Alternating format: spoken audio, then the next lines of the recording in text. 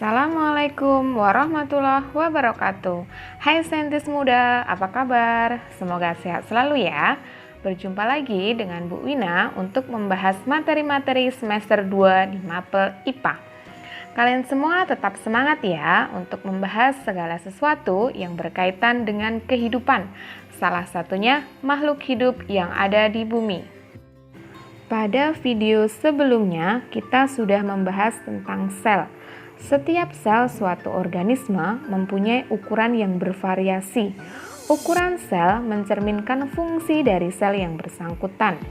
Semua fungsi hidup organisme sel satu dilakukan oleh sel tunggal itu sendiri, beda dengan organisme sel banyak. Seringkali sel tidak dapat bekerja sendiri. Setiap sel bergantung pada sel yang lain. Kerjasama dan interaksi dalam sel ini menyebabkan organisme dapat mempertahankan hidupnya. Jadi, sel-sel yang mempunyai fungsi dan bentuk yang sama akan berkelompok. Kelompok sel-sel yang mempunyai fungsi dan bentuk yang sama disebut jaringan. Nah, kita akan bahas lebih lanjut tentang jaringan. Jaringan hewan.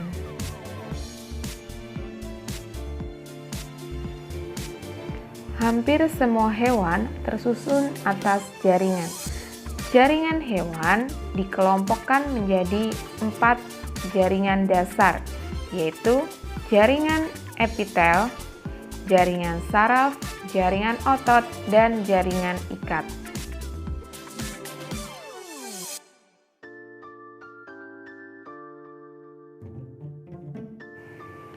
Kita lihat yang pertama yaitu jaringan epitel.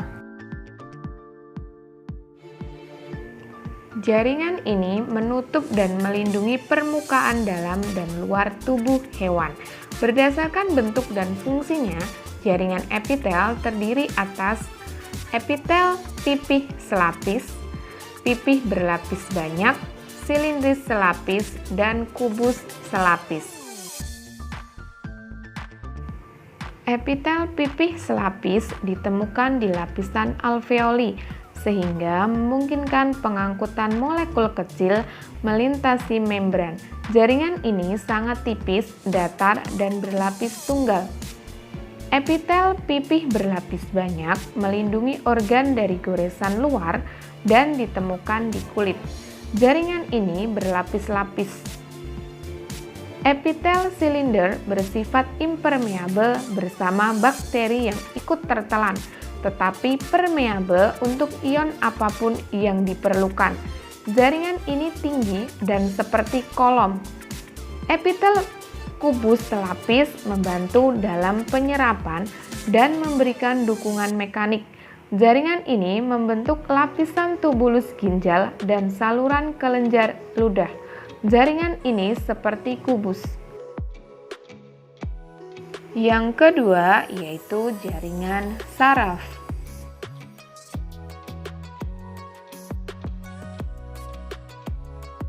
Jaringan saraf terdiri dari sel saraf atau neuron yang memiliki badan sel dan mengandung inti. Badan sel memanjang dan membentuk bagian sel khusus yang disebut dendrit dan akson. Bagian sel-sel saraf ini adalah sel saraf yang membantu kalian menarik tangan ketika menyentuh duri. Bagaimana hal ini bisa terjadi? Sel-sel saraf membawa pesan yang artinya dendrit membawa sinyal ke badan sel dan akson mengirimkan informasi ke dendrit sel yang lain. Impuls saraf ini memungkinkan kita menggerakkan otot-otot ketika kita menginginkannya, sehingga menarik tangan kita. Otak dan sumsum tulang belakang terdiri dari jaringan saraf. Yang ketiga yaitu jaringan otot.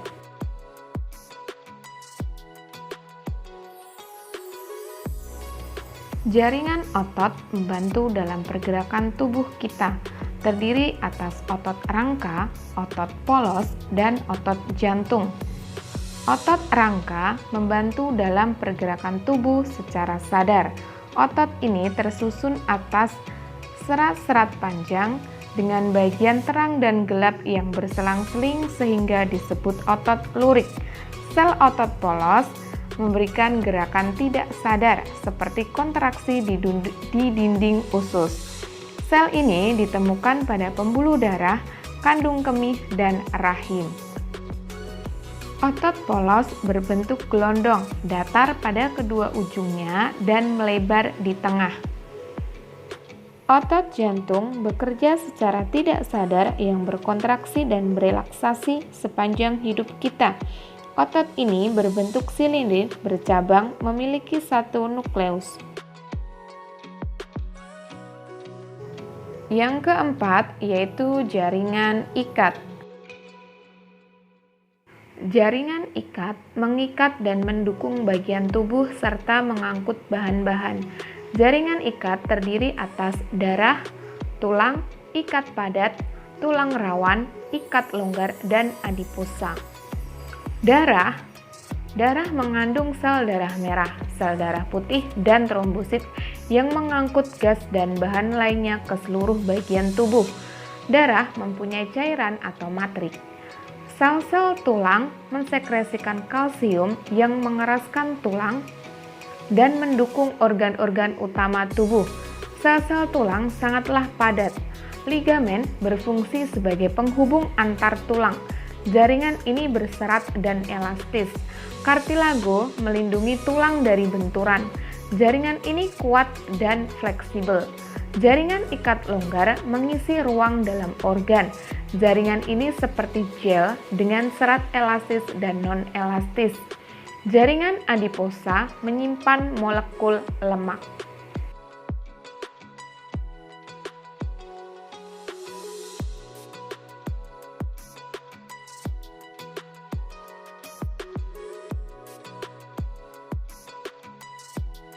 Hal yang perlu diingat adalah jaringan hewan itu dikelompokkan menjadi jaringan epitel, jaringan saraf, jaringan otot, dan jaringan ikat. Jaringan epitel dibagi lagi menjadi jaringan epitel pipih selapis, epitel pipih berlapis, epitel silindris, dan epitel kubus selapis. Jaringan otot yaitu otot rangka, otot polos, dan otot jantung. Pada jaringan saraf terdapat sel saraf atau neuron yang membawa rangsangan dari satu bagian ke bagian yang lainnya.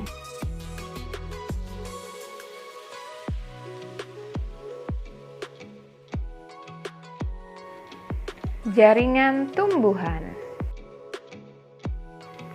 Tumbuhan juga makhluk hidup seperti kita. Mereka bernafas, membuat makanan, dan memiliki pertumbuhan tidak terbatas sepanjang hidup. Jadi, bagaimana tumbuhan melakukan fungsi-fungsi ini? Tumbuhan terdiri dari 3 bagian utama, akar, batang, dan daun. Organ-organ ini terdiri dari berbagai jaringan yang melakukan fungsi-fungsinya. Sejumlah besar sel khusus bersama-sama membentuk jaringan. Jaringan pada tumbuhan diklasifikasikan menurut struktur dan fungsinya. Ada 2 tipe dasar jaringan, yaitu jaringan meristem dan jaringan permanen. Jaringan meristem. Jaringan ini membantu dalam pertumbuhan tanaman karena jaringan meristem mampu membelah. Sel meristem mirip, umumnya kecil, tertutup dalam dinding sel tipis dan kubus. Berdasarkan letaknya, jaringan meristem diklasifikasikan menjadi meristem apikal, meristem lateral, dan meristem interkalar. Jaringan yang mampu meningkatkan panjang batang dan akar adalah meristem apikal. Jaringan ini terletak di ujung batang dan akar. Dan yang mampu meningkatkan diameter batang tumbuhan adalah meristem lateral, terletak pada samping batang dan akar. Lalu bagaimana cabang dan daun tumbuh? Ini adalah meristem interkalar yang memfasilitasi pertumbuhan daun dan cabang. Pada rumput, meristem interkalar menumbuhkan bagian yang dimakan hewan herbivora. Jaringan ini terletak di dasar node, ruas, dan pada basis daun. Nah, tadi adalah bagaimana tanaman mengembangkan akar, batang, dan daun serta cabang. Selanjutnya, mari kita cari tahu jenis jaringan yang membantu tanaman untuk mendapatkan nutrisi yang diperlukan dan mendukung. Ini adalah jaringan permanen yang membantu dalam transportasi persiapan makanan dan penyokong bagi tanaman. Jaringan permanen tidak lain ialah jaringan meristem yang matang dan berdiferensiasi untuk membentuk berbagai jenis jaringan. Berdasarkan persamaan dari selnya, jaringan permanen diklasifikasikan menjadi jaringan permanen sederhana dan jaringan permanen kompleks.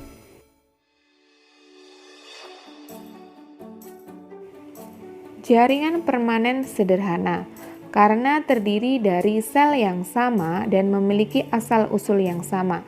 Berdasarkan fungsinya, jaringan ini diklasifikasikan menjadi parenkim, kolenkim, dan sklerenkim. Jaringan parenkim memiliki bentuk sel oval dan dinding sel tipis dan memiliki ruang antar sel yang luas. Jaringan ini membantu dalam proses fotosintesis, penyimpanan, dan membantu tanaman air mengapung. Jaringan ini dapat ditemukan pada akar, batang, dan bunga yang hidup. Jaringan kolenkim terdiri dari sel hidup yang memanjang. Jaringan ini memberikan elastisitas dukungan mekanik dan kekuatan tarik bagi tumbuhan. Jaringan ini ditemukan terutama pada korteks, batang, dan daun. Jaringan sklerenkim terdiri dari sel-sel mati yang memiliki dinding sel yang tebal dan mengandung lignin. Jaringan ini melindungi tanaman. Jaringan sklerenkim ada di batang, daun, dan pelindung keras pada biji dan kacang.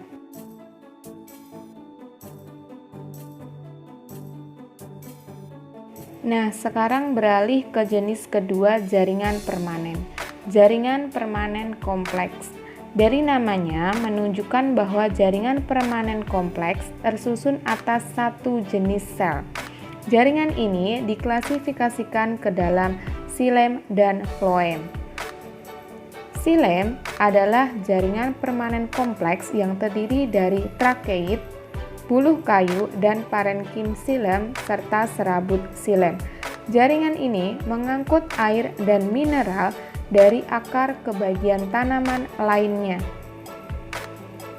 Phloem terdiri dari buluh tapis, sel pengiring, serabut phloem, dan parenkim phloem. Berfungsi sebagai pengangkut makanan dari daun ke bagian sel lain di tanaman.